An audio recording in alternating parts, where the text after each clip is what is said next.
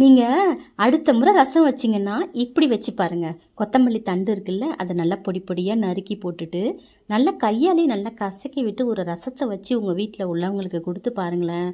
அதுக்கப்புறம் பாருங்கள், நீங்கள் வச்சாதான் ரசம் அப்படின்னு சொல்லுவாங்க. அவ்வளவு டேஸ்ட்டாக இருக்கும் இந்த ரசம்.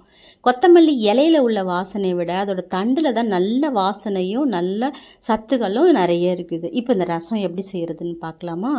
ரசத்துக்கு தேவையான புளி ஊற வச்சுக்கலாம். இப்போ மிக்ஸி ஜாரில் மிளகு, சீரகம், கொஞ்சமாக சோம்பு, 4 பல் பூண்டு போட்டு பல்ஸில் வச்சு எடுத்துக்கோங்க. இப்போ ஊற வச்ச புளியை கரைச்சி வடிகட்டி ஒரு பாத்திரத்தில் சேர்த்துட்டு உப்பு, மஞ்சள் தூள், நறுக்கின கொத்தமல்லி தண்டு, பழுத்த தக்காளி 3 பழுத்த தக்காளி, கொஞ்சமாக கருவேப்பிலை, மிளகு, சீரகம் அரைச்சது போட்டு நல்லா கையாலே நல்லா கரைச்சி விட்டு தேவையான அளவுக்கு தண்ணி ஊற்றி ரெடி பண்ணி வச்சுக்கோங்க. தாளிக்கிறதுக்கு கடுகு, உளுத்தம் பருப்பு, பெருங்காயம், காஞ்ச மிளகாய் சேர்த்துட்டு ரசத்தை ஊற்றிட்டு நல்லா இந்த மாதிரி நுரைச்சி வரக்குள்ளே ஸ்டவ் ஆஃப் பண்ணிவிடுங்க. கொதிக்க விட்டுறாதீங்க. இப்போ ஸ்டவ்வை ஆஃப் பண்ணிவிட்டு இப்போ சாப்பிட்டு பாருங்களேன், ரொம்ப நல்லாயிருக்கும். தேங்க்யூ.